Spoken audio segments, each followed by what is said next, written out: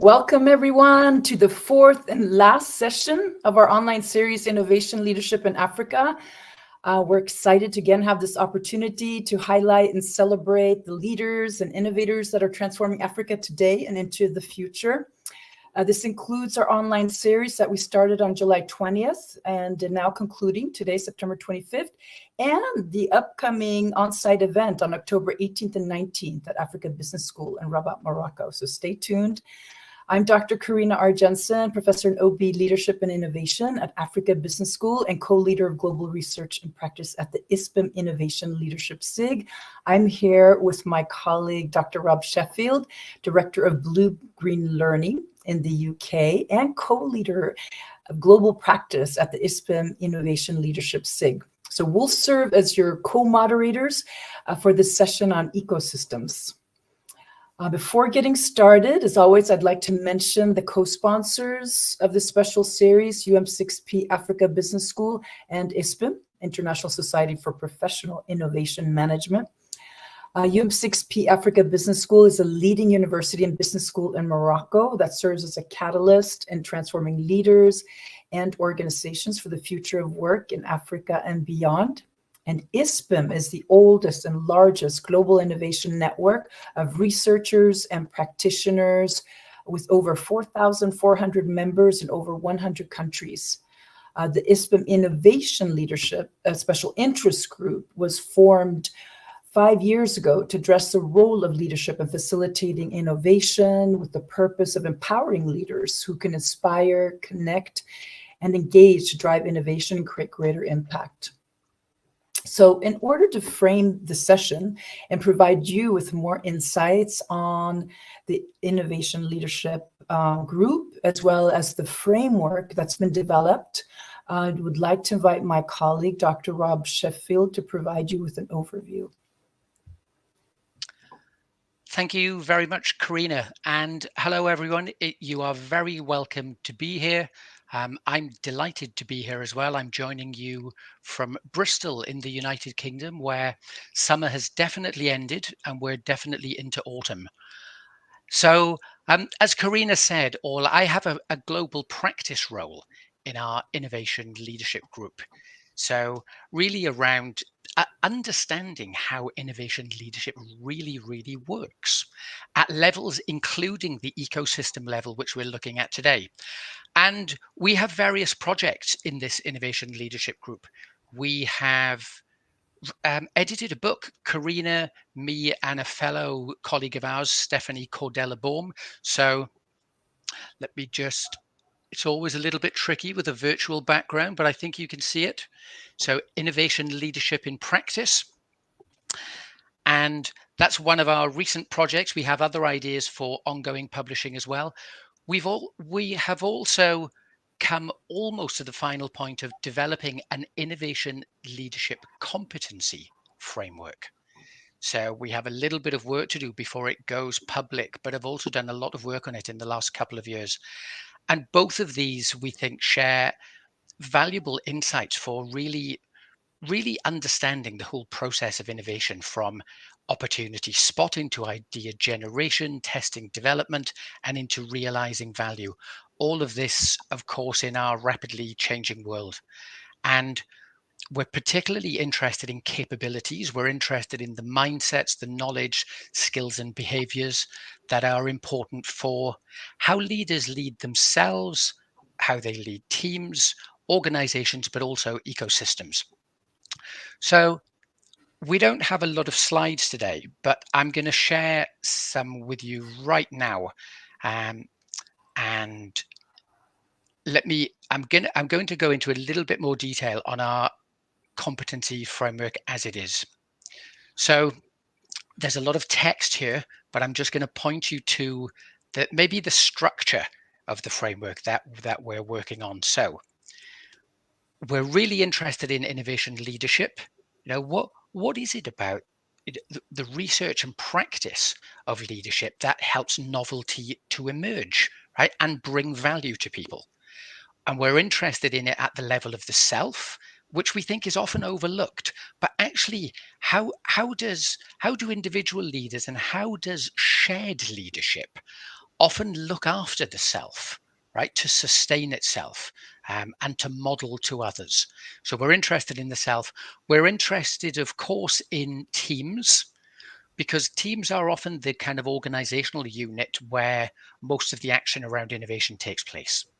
So we're interested in the leadership of teams. We're also interested in innovation leadership at the organizational level. What's different at this level when you're responsible for building capacities and capabilities for the whole of the organization? Pretty crucial. And today we have a particular focus on ecosystems. So what is it that propels organizations to come together because they see the opportunity to do something in a system, in an ecosystem, that they cannot do themselves in an organization? What is it around partnering, collaborating, maybe integrating in a supply chain, even working in private, public, and third sector partnerships in cities, in regions? All of these, we think, can be examples of ecosystems. And what is it about leadership for innovation that's a bit different at the level of ecosystems? So we have this emerging model taking place. We're really interested in what people need to know in their leadership roles, also what's observable in their skills and behaviors that they demonstrate, and also what's the sort of underpinning mindset that's less observable, but we know, don't we, that our thoughts and our beliefs really also make a difference in here. So that's work that is ongoing for us. We are coming to the end of having tested a survey with question items for all 12 boxes here, all 4 levels, but also the knowledge, skills, behavior, and mindset. Let me zoom in a bit on the ecosystem level. So I can't share with you the particular questions that we've got on our survey because they're still in the process of development, although actually very near the end. What we do know is the items, the questions that we have in our survey that seem to be associated with effectiveness for innovation leadership at the ecosystem level. They really highlight these terms. So this is very live what I'm sharing with you now, and we are near the point of sharing our survey to be used in practice, right, and in research. But the terms that keep coming up associated with effectiveness are things around participation of different actors operating in the ecosystem. Somehow, not surprisingly, they need to develop enough trust to keep having conversations with each other. For example, about how to share rewards. Really, really critical and crucial. That they do explore for shared value. Somebody sees an opportunity to create an ecosystem. Who are the parties you bring into that ecosystem? How do you have conversations about where there is value here and how will we share it? Also, really importantly, what are we not going to collaborate around? Because we're parties who may also be competing with each other.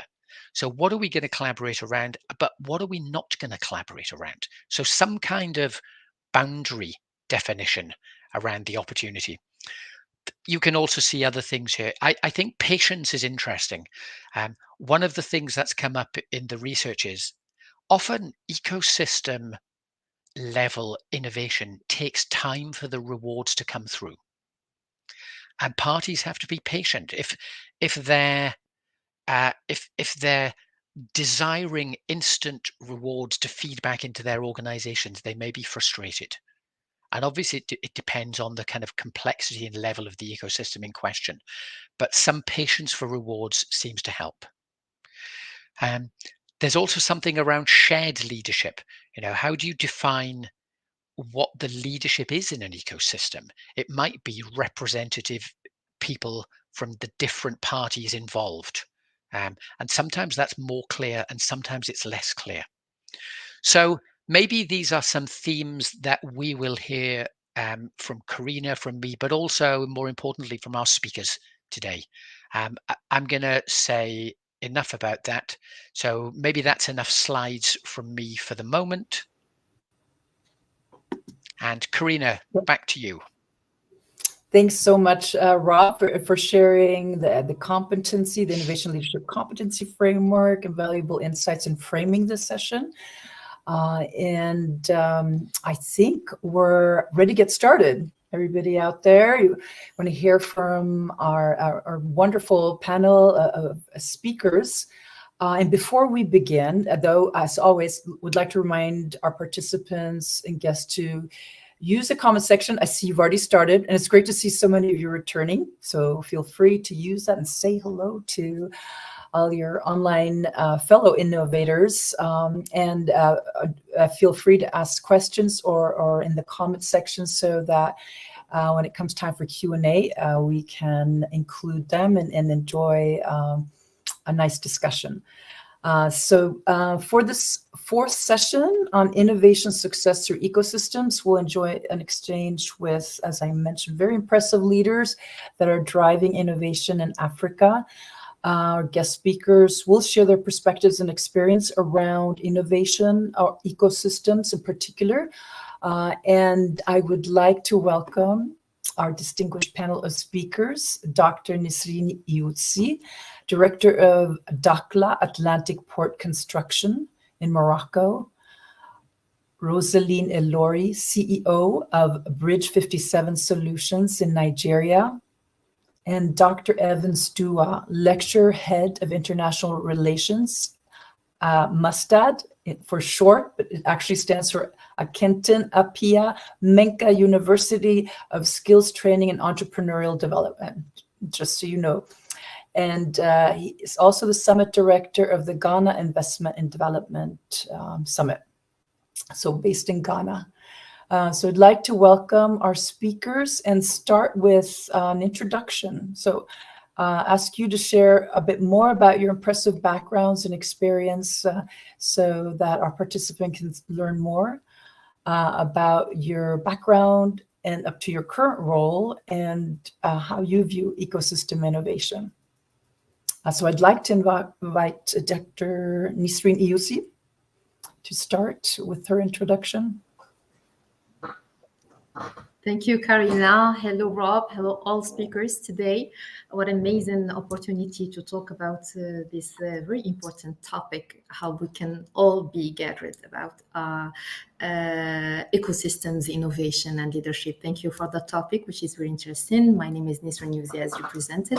I'm a civil engineer, and I have a PhD in marine hydrodynamics. I worked for the Ministry of Equipment and Water in direction of ports and maritime public domain as a civil engineer in the charge of planning, financing, different infrastructures, port infrastructures. And actually, I'm in charge of the supervising of the port of Dakhla Atlantic. I think one of the ports that's become famous in Africa and over the world, that we are constructing in the region of Dakhla with Dahab in Morocco, and it's a very framework that integrates different challenges and different levels, for starting from creating growth, creating development, economic and social development, and also gathering different countries, African countries. So thank you for the opportunity, and maybe we can have more discussions later. Thank you very much. Thank you, Dr. Ioussi. And then I'd like to invite Rosaline Elori. All right, thank you so much. Thank you, Dr. Rob. Thank you, Karina, and my fellow speakers. It's glad to be here to discuss innovation leadership, which is a very important topic. So my name is Rosaline Elori. I'm based out of Lagos, Nigeria. I'm the CEO for Bridge 57 Solutions Limited. My background is in technology. I've been in technology for about 20 years now, across different countries in Africa. We worked closely with a lot of telecommunication companies, providing services for them. For Bridge 57, so we decided to focus more on, yes, the technology side of things, the digital transformation, but more importantly, innovation management. So we provide a lot of trainings, engagement on innovation management, what this is all about, how people can integrate innovation in what they are doing. It's at the beginning it was a lot of struggle, for the market where we are in to actually accept that. But we see a lot of changes happen in the past a few years. So it's been quite a journey. So having to combine and to leverage technology with innovation, and looking at the different areas of innovation leadership. So basically, that's me. I'm glad to be here. I'm looking forward to a great conversation this evening. Thank you. Thank you, Rosaline, and happy to have you here as well. And we are ready to meet Dr. Evans Dua. Thank you. Hi, thanks so much, Dr. Jensen, and I'm glad to be here. It's a privilege to join all of you. So basically, I'm a former banker. I did banking for about 10 years with Societe Generale in Paris and Morocco. Then I decided to come back home in Ghana. I moved into academia after going through my doctorate, and I'm currently with the University of Skills Training and Entrepreneurial Development as a lecturer for management, for finance, and strategic management. Also the Summit Director for the Ghana Investment and Development Summit. I have my own consultancy firm, which is called ExpertBiz. We have 4 partners with a lawyer, chartered accountant, and auditor. So I'm a financial economist. I'm a chartered accountant with CIMA in the UK. I'm also a chartered accountant in Ghana, a financial economist in the United States. I'm a Mandela Washington Fellow with the US Department of State. And currently, I also help with the government of Ghana on some projects. I sit on the board for Inno Global in Ireland. I sit on the board for Coders Who Travel in the United States. So I do a bit of board works on innovation, and I help around Africa. I've helped some universities and some institutions who set it up, and some projects in Africa and in Ghana too. So I do a bit of finance, strategic management, education, innovation, and entrepreneurship. And Dr. Dua, how do you the role of ecosystem innovation within your current context, your current work? So normally, each time we talk about ecosystem, I always want us to look at it from the angle where we break it down for everybody to understand. So whenever we look at the innovation ecosystem, we're looking at all the interconnected actors that are involved. And in this case, for my case, we're looking at the government, we're looking at all the civil societies, we're looking at the private entities, we're looking at the universities, we're looking at the hubs, the accelerators, entrepreneurs, how all of them work together, one and the other, to come through. Now, there are 3 different levels that I always break it down to make it easier, where we look at the macro level, the meso, and the micro level. So at the macro level, look at the national in terms of everything that is more related to the national innovation systems and how these actors who are making the strategic decisions are working and collaborating. And like Dr. Bob mentioned, the most important thing is that sometimes we have to delineate and set the boundaries. We look at the meso levels, people within the industry and how they're operating, and then we look at the micro levels. So because I sit sometimes and often on the board level, you look at a project that you're undertaking in terms of innovation. And in Ghana, for example, there are certain projects that are ongoing on where Ghana is trying to digitalize everything around us. So we began with something like the Ghana card, where we began to have a unique identifier for every Ghanaian so that every Ghanaian can be traceable. And this will be able to help us with credit score and other things. Once we have those things in place, and now we started the digital addressing system where we can identify the homes of everybody, and it will make life a bit easier. So even in the rural areas, you're able to urbanize it with these digital stuff, which we'll be talking more later courses. So once we understand these 3 levels, it becomes quite easier for us to understand. But there are 6 things that I normally do with the framework. So we look at the collaborative framework, and that one Dr. Bob already mentioned about it. So we look at how we can work together to achieve it. There is a report by MIT Sloan that was, I think, published in 2020 that I think we can look at for it, collaborative framework by that one. And here it looks at how all these institutions, stakeholders, and actors can work for mutually beneficial relationship. So it is very clear that we are working for a mutually beneficial relationship where we know what is at stake. Then there's an open innovation where people need to look into details how we open ourselves externally. There are some things that within internally we can do it with research and development, but sometimes other startups, entrepreneurs are coming up with very, very good ideas. Currently in Ghana, with the Central Bank of Ghana, we have what we call the Financial Sandbox. It is more into financial, that's fintech. And once in a while, it opens it to accelerate such innovation that are coming up. So they give a window where instead of they taking 6 months or 7 months or even a year to get a license to operate in some of these fintech, they give them 2 weeks. Come to us, we'll listen to you, we'll look at everything. If your innovation is good enough, we'll be able to implement it. Right now, Ghana is doing so well with everything related to mobile money, interoperability, how we are using the digital wallets and everything. And this open innovation would mean that the Central Bank of Ghana does not have to use their R&D to develop.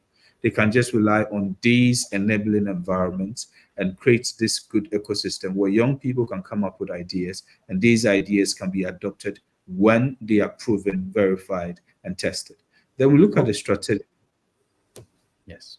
Very clear. Thank you. I just wanted to ensure the audience is clear about each of your roles in the context of ecosystem innovation. So this, thank you so much for this detailed answers. I'm going to hand over to my colleague, Dr. Rob, for the next question. Okay, thank you, Karina. So thanks all.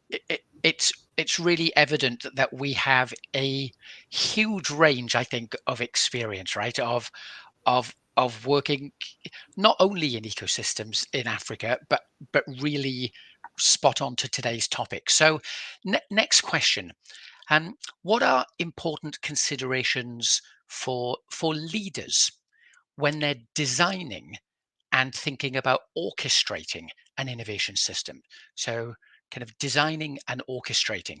And I think we'll come first to Nisreen Youzi on this. Nisreen, you're involved with this huge development in Morocco, in the port, and it is very evidently an ecosystem with its constituent parts. So what do you think you need to take into account for designing and orchestrating an ecosystem? What a very important question, because when we talk about a port, we talk about an ecosystem. So we are constructing an ecosystem together, all stakeholders together. The life cycle of a project, of infrastructure projects in general, starting from studies and finishing by the starting of the service of the ports, it's a matter of intelligence and innovative way to gather all stakeholders in the project and to work together.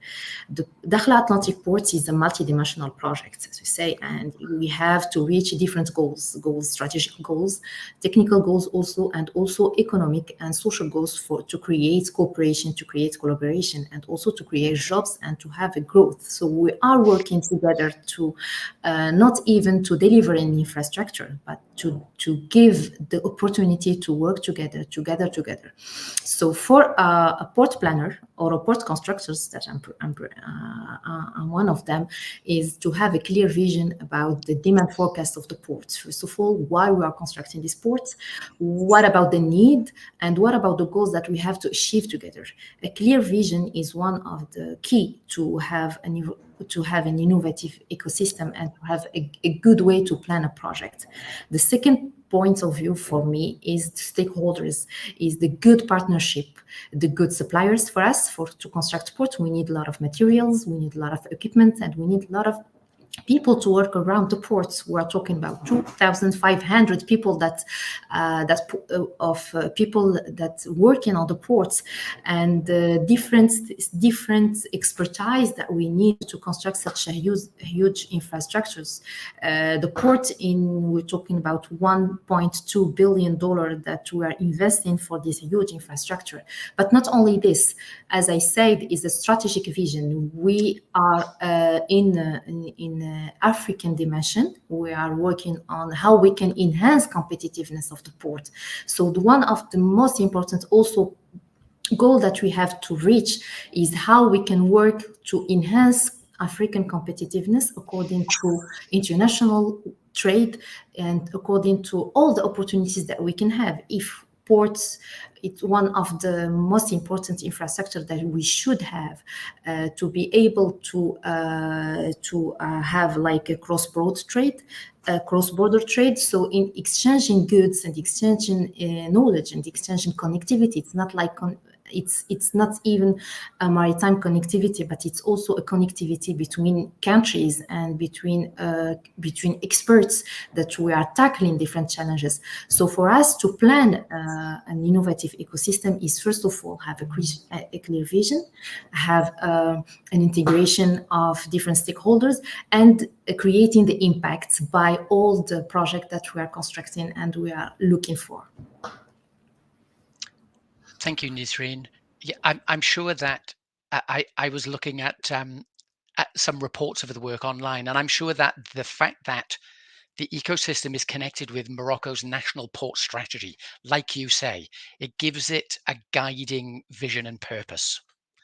So, okay, thank you. Let's go to Rosaline Ilori. Rosaline, over to you.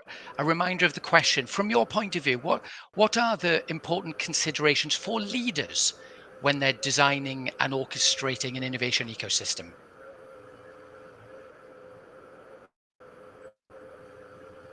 Thank you very much, Dr. Rob. So a couple of factors. So whether it's in the public sector or private sector, or for entrepreneurs, innovators, the first and the most important of all is the foundation, which is like them defining what are the goals, what are the objectives, what do we want to achieve, what's the vision for the innovation leadership. And then subsequently, after that, we have to look at who are the major stakeholders, who are those that will be participating, who are the collaborators, in this regard.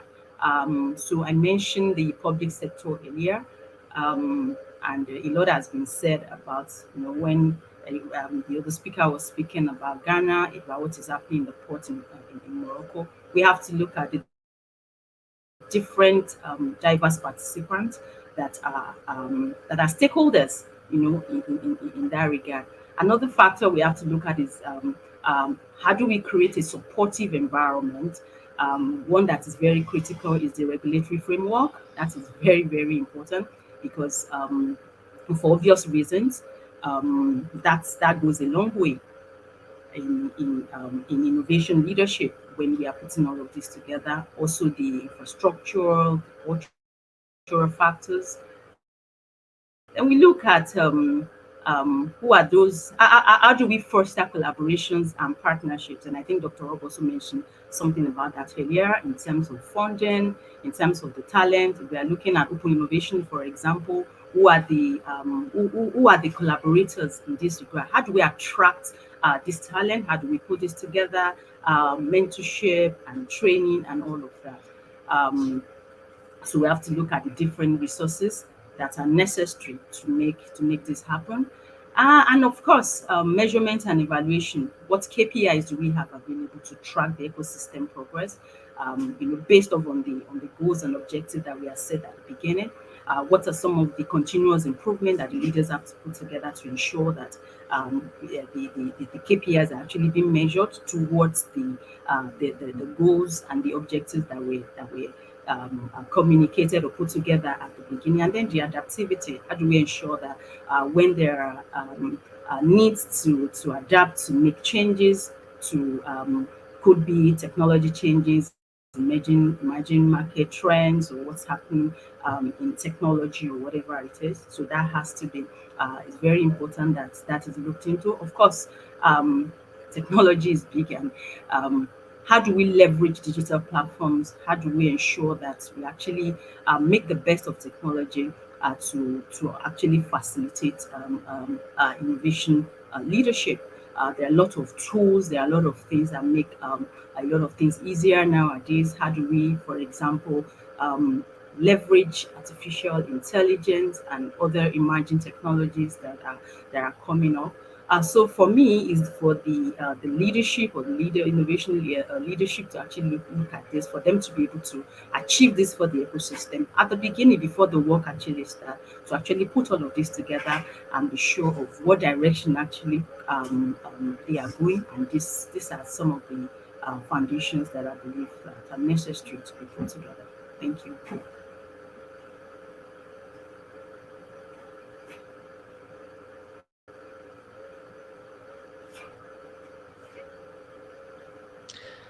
It's still possible to speak when we think we're unmuted, and I was speaking when I was muted.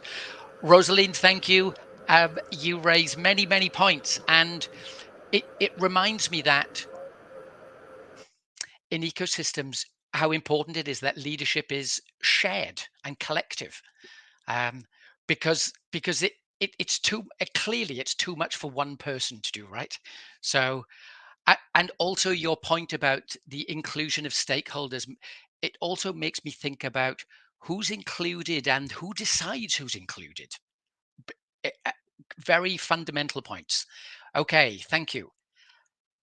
Dr. Evans-Duah, let's hear from you on these considerations for leaders in thinking about designing and orchestrating ecosystems. Okay, so I think basically I would want to talk about the fact that it has to be a more systematic approach where it's more comprehensive. Most times we look at the needs, we identify them, but we do not align them with the right partners. So we get the needs, we identify the areas of needs, but there is a mismatch between the needs and the partners or the solutions. And we begin to have these sporadic interactions that coexist for a long time without being very productive. So we need to be very intentional, first and foremost, by ascertaining the problems that we're trying to solve, identifying the needs, but most importantly, making sure that we align them with the right partners, build the right relationships, and look at the outcome approach where we see that this relationship would be able to yield this number of results. The second thing would always be about the supportive infrastructure, and that's a problem we have in Africa. If you want to create an innovative innovation system, then it means that we're going to have innovation hub. I saw this at UMCSP when I visited, and it is what is happening there is just amazing. Actually, this is to give huge credits and praise and compliments to UMCSP. What is happening in Morocco, I saw Benguer is just extraordinary. The ecosystem, the infrastructure that I saw there is exactly what we need. We need these innovation hubs. At the same time, we need digital platforms for communication. And in Africa, access to funding has become difficult. So young people do not have problems with ideas. Currently, we're trying to build a hub here in Kumasi, in Ghana, where we create a system where people would not be afraid to fail. You know, the African setting is that we always more or less praise when people are successful, when startups come. We just need to create the atmosphere where people can take a risk and be willing that that risk will be shared. So once we create that venture capitalist system, we create all of that available and people have access to funding, where when young people are taking risk for innovation, they have other people they can fall on or can share that risk with them, more of them will do. And the last one would always be about the regulatory environment. And for people like myself, where we get to advise in terms of policy with governance and everything, the least opportunity that we get, we try to advise them. And I would say in Ghana, the government has been very progressive, because with the example I gave with the Central Bank of Ghana, with the FinTech Sandbox, where they are trying to reduce the number of days and months it takes to get a license for some of these FinTech ideas and apps to go live.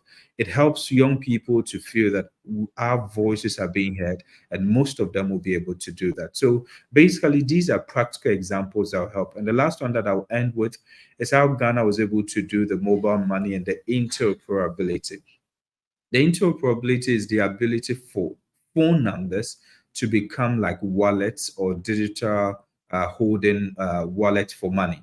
So people are able to hold monies with their telephone numbers. So let's assume that somebody is using Telecel, somebody is using MTN. At first, you could not transact between one network and the other. With the interoperability, we've been able to move money from one network to the other. What it means that the rate of people becoming bankable in Ghana is increasing. That means that the rural areas where they had to move miles and miles in order to see a commercial bank are now having some of these things right at on their phones and their fingertips. It's made things very easy. Today, people can pay even Netflix with their mobile phone. And these are the systems that when they are created, it helps with the ease of transacting.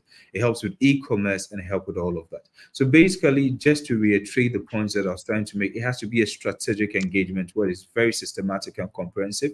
We need to have the supportive infrastructure like what I saw at UMCSP and what I'm seeing in Morocco, and Ghana gradually will get there. We need to look at the cultural norms that we have where we create a growth environment where young people and young innovators will be able to take the risk and feel that they have people that are taking that risk and it's being shared. And the last one would always be about the regulatory environment. The people that are making the policies and the laws should make it flexible and accommodative enough so that innovation can thrive within the system. You make some beautiful and strong points, Dr. Dua. I love your point about the criticality of identifying the needs, the problems, and then progressing from there. And also your point that young people do not have a problem with ideas. And I couldn't agree more. In the city where I live, 5 years ago, we set up a citywide innovation network to connect innovators with each other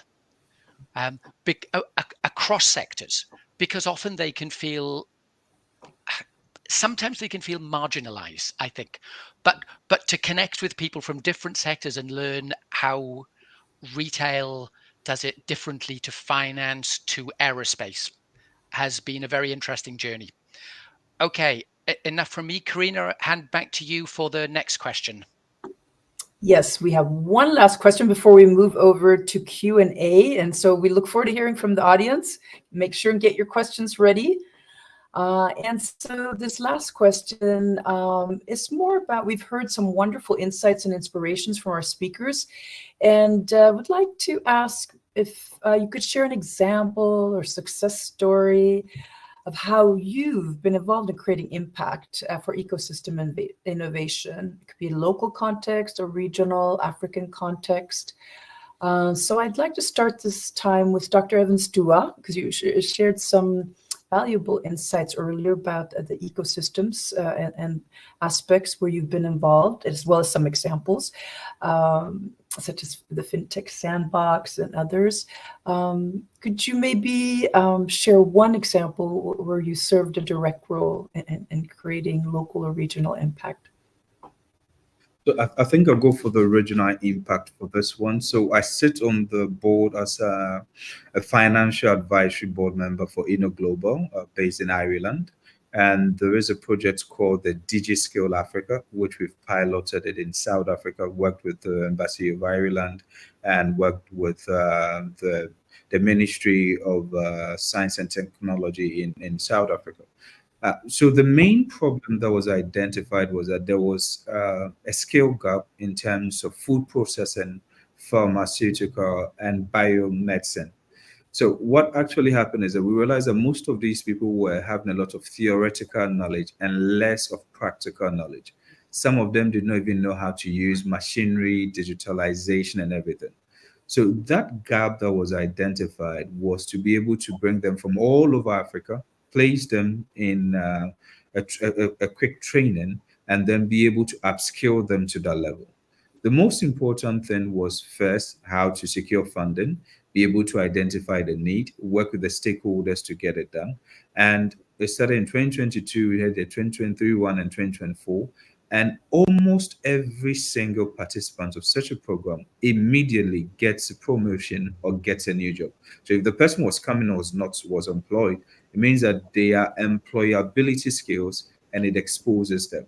Now, the main lesson for me with this particular project is how we were able to identify a need, know how to pilot the project, get all the stakeholders involved, and now begin to roll it out from one place to the other, where we'll be moving to Ghana very soon, maybe in 2025. And that is the example that I'll give, because the most important thing is to bring young people from all over, Recently, we also helped with Bridge Africa with UMCSP, and we have young people from different places we've never met. We're able to come together, co-create an idea, and still work together remotely to make an idea come into fruition. And for me, it is all about how the systems are being put in place. The last thing I would say is that everything about the system works more with agreements than expectations. Most of the problems that we face in some of these innovation ecosystems, instead of outlining right from the beginning the agreements and that we need to have, we expect that because this person is coming from this ministry, they're expected to do that. This person is coming from that enterprise, they're expected to do that. Right from the beginning, the rules of engagement should be spelled out. People should know what they're doing. I like what UMCSP, and I give it to Dr. Rob and Dr. Karina, what you did with media personnel. We had a 30 minutes preparation. We had the rules of engagement. Everything was clear. So before we started, we were well prepared. We knew how to present it. And that is how we approach. And that's how I'll end it here. Thank you so much. That's a very inspirational example and a great way to empower the future actors of innovation ecosystems as well. And then I'd like to move to Rosaline Ilori. If you could share an example or success story where you've been involved in building an innovation ecosystem. Okay, thank you so much, Dr. Karina. I will share two examples if there's time. So let me start with a project that we did with Nokia back then. You know, let me give some background to that first. The Nigerian, perhaps the African market is a very youthful population with a very high mobile penetration rate. A lot of people have mobile phones. So like some other markets where people move from having PCs, that's their personal computers, before having mobile phones. A lot of people, young people, older people, the first access that they have to a device is actually their mobile phones. So that becomes a very big tool to be used in different areas, and that has been applied in several sectors and industry, in health, in education, and so forth. So for the Nokia project I want to talk about, then smartphones were not this common. So what we did was people needed to know what are the major market prices in different locations. So Nigeria is a country of 200 million people. But you want to know before you sell your commodities, how much is sorghum or maize going for in some states in the country. So we have to get that like on a daily basis. So what we did was to leverage on the mobile phone, whereby I think we had about 112 markets where through the mobile phones, this information are collated on a daily basis, and by 2 p.m. it was dispatched to the people that really that wants this information to know what they have to do with their commodities in terms of pricing, whether they are buying or they are selling. So they know what is going on in about 112 markets on a daily basis. And that really was big for me, because you had to have enumerators. You had to be sure that the numbers are correct and all of that. And what that did is to enable even in markets that you never imagined that you could get the prices, you could get that at the touch of your phone. And then the other one is another one with UNICEF. I'm trying to remember the name of that project now. It just escaped.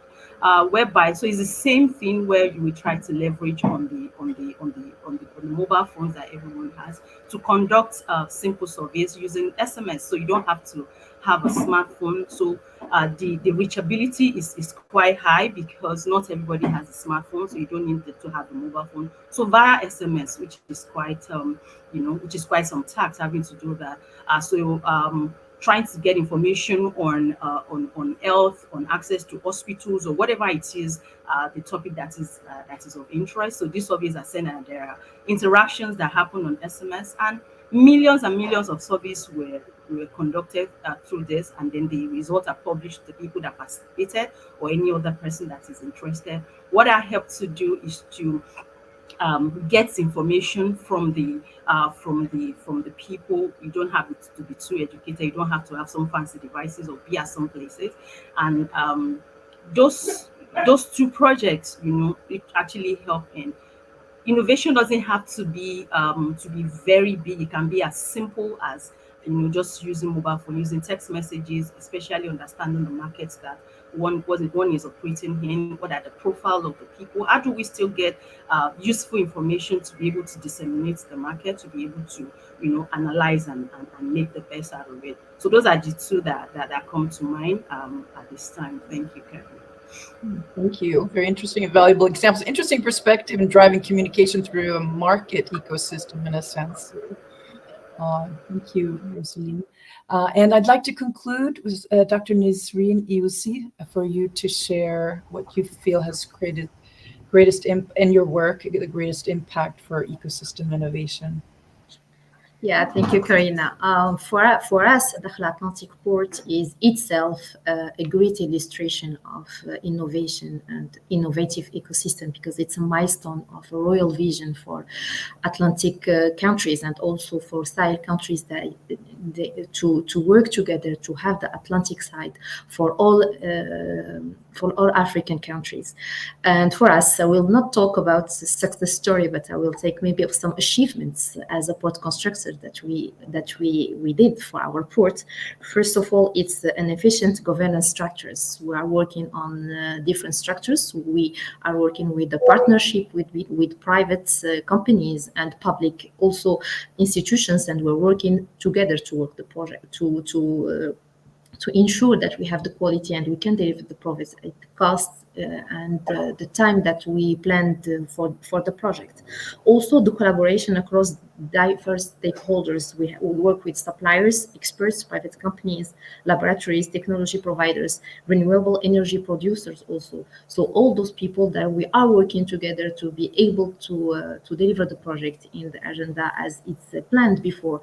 We also achieved the sustainable and smart construction. We are using all tools opened in the international level to work and to use it to do it with efficiency and to do it quickly also. So also we use green materials. We are using green energy also for the site of constructions. It's one of the achievements that we had in our port.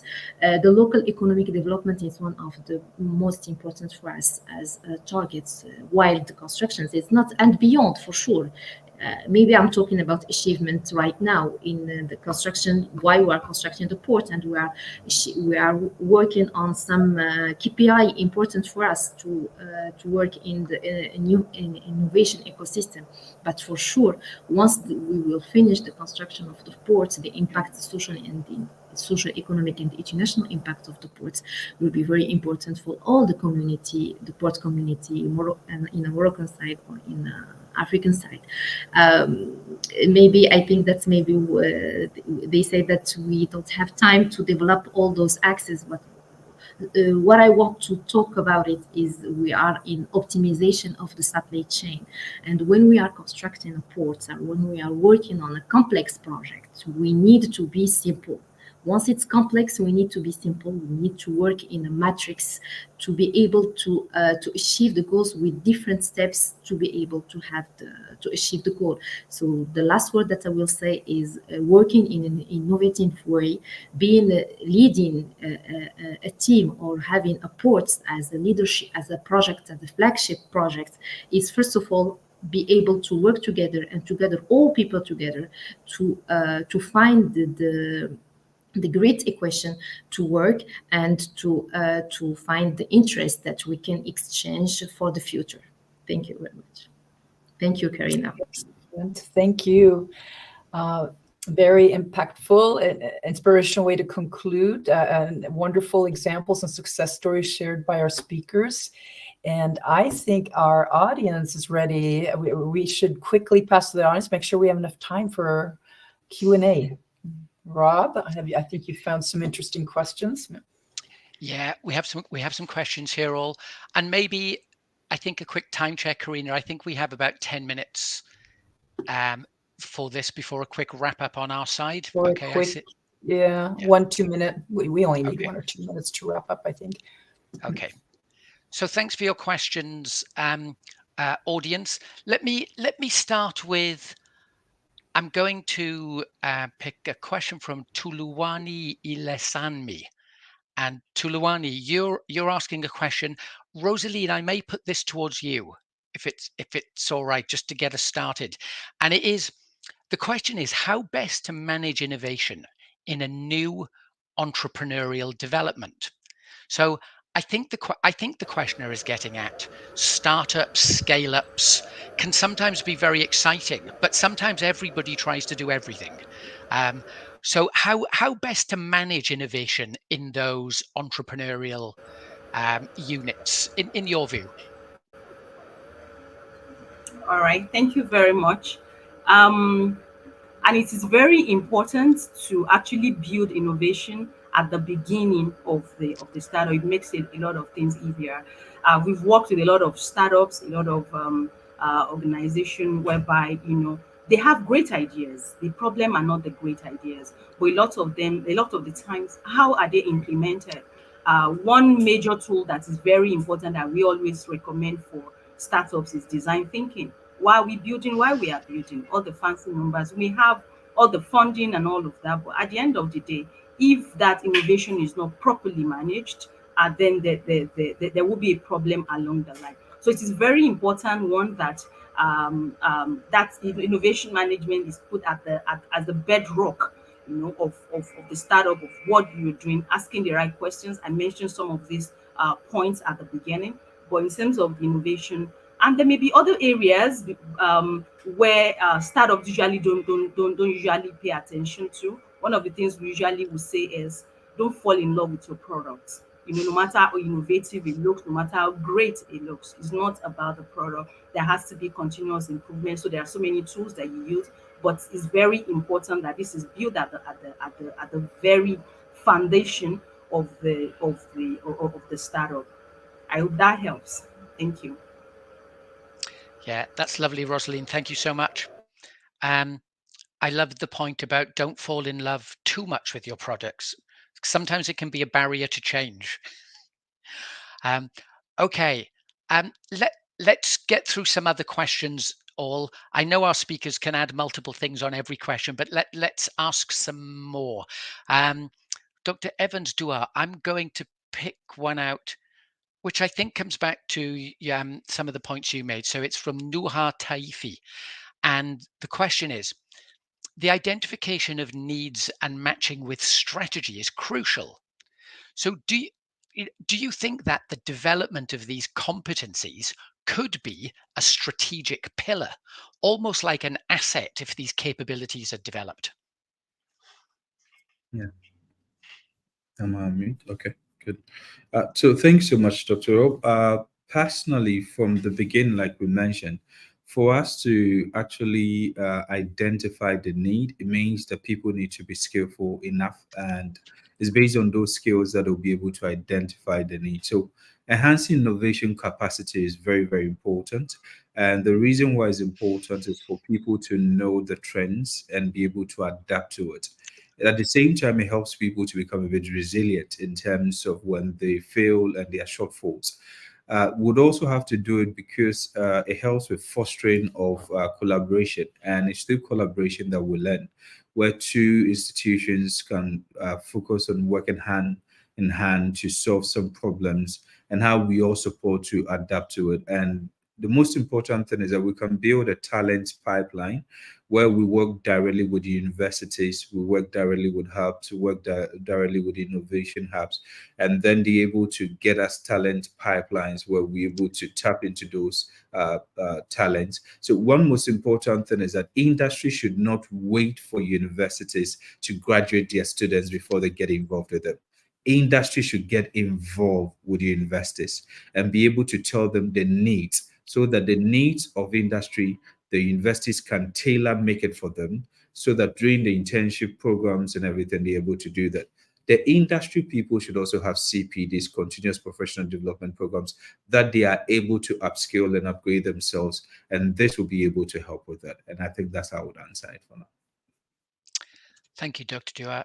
I think sometimes it sounds so simple, doesn't it, when we talk about aligning strategy with needs and resources accordingly. But I think you identify some underlying capabilities there that show it's a bit more complex. Spotting trends, adapting, being resilient, being able to collaborate. And I guess in a way if people have a variety of ways to learn these from universities, but also from industry experience, it's going to help. Okay, thank you. Dr. Iuzi, I've got a question here for you. It's from Redouane Brimi. And the question is, how can the Dakhla Atlantic Port leverage economic ecosystems? You can see it just coming up here in front of us, to foster economic growth and sustainable development in the region, particularly in the handling and distribution of petroleum products, while also enhancing its role as a key logistical hub for Africa and beyond? A great question. We are constructing Dakhla Atlantic Port in 2024, so we are aware about the international commitments about renewable energy and how each country should have the energy transition. So Dakhla Atlantic Port is labeled as a green port and a smart port also, for sure, because digitization today is one of the main goals that we have to reach for exchanging goods and exchanging different data between different ports and different ships, also for the international trade. For Port Dakhla Atlantic Port, we're talking about 35 million tons of capacity. In this 35 million ton of capacity, oil, bulk cargo, and liquid cargo, and containers and shipyards, and also fishing products. 5 million ton of oil cargo, especially with the petroleum products that we will handle in the ports. But we are talking about petroleum products in a green way. Dakhla Atlantic Port, we have a big potential to develop renewable energy, because we have the oil, we have it's a sunny regions, and also windy regions, and the potential for production and to have e-carburants or green hydrogen. Also, Port of Dakhla Atlantic is one of the main ports that Morocco planned to export green hydrogen in an ammonia form. Is one of our goal and our demand forecast. So Dakhla Atlantic Port will for sure optimize the supply chain of energy in a general, and with petroleum products in a specific way, for in an exporting way, more than it's not a demand forecast for domestic use, but it's a demand forecast especially to grow industries in these sectors, and also in the free economic zone that more than 1,000 hectares that was planned near of the port to be able, like a hub and logistic hub for African countries, and also for the international trade with America, and also Europe for green hydrogen. Thank you. Thank you, Dr. Iuzi. We hear very clearly how you're balancing all of these different considerations, and that's clearly behind the question. We have lots of really good questions, all, but as I think is the right way, we won't have the time to answer them all. Karina, I'm thinking maybe to hand back to you to do 1-2 minute wrap up and signpost us towards other things coming up. Yes. All right. So we quick wrap up for everyone. And I do want to recognize question by Kwabena, and thank you for this question, because I saw it received a lot of likes. It was a question for Dr. Dua, but we can follow up afterwards since we're running out of time. But it was quite an interesting question, so it's worth a mention. Considering the youth's involvement in agriculture in Ghana, especially with initiatives like the Planting for Food and Jobs policy by the government, what innovative financing models do you think could improve access to capital for young farmers and agripreneurs, enabling them to scale their operations and contribute more effectively to food security? I know we don't have time to answer this. I don't, Dr. Evans, do you think that you would be able to either give a quick summary or answer by comment? What would you prefer? I think I'll just tell you that there's value chain financing that is being implemented. There's warehouse receipt systems. We have the microfinance one, crowdfunding. Also, there is this PPP thing that is ongoing.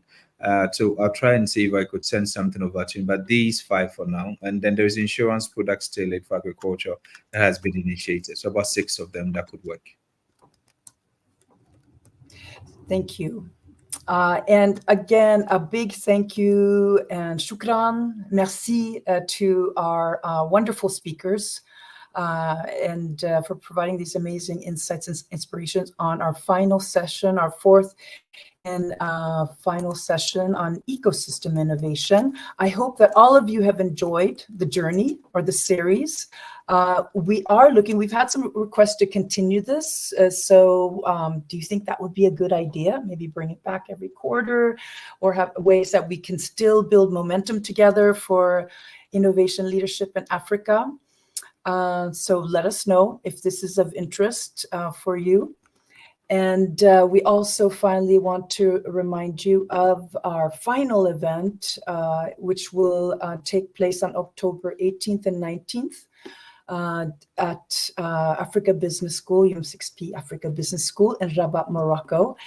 We hope that some of you can join us there on site to continue the conversation in person and have these dynamic exchanges where we can shape the research and practice agenda for innovation leadership in Africa. So again, thank you everyone, and we hope to see you soon.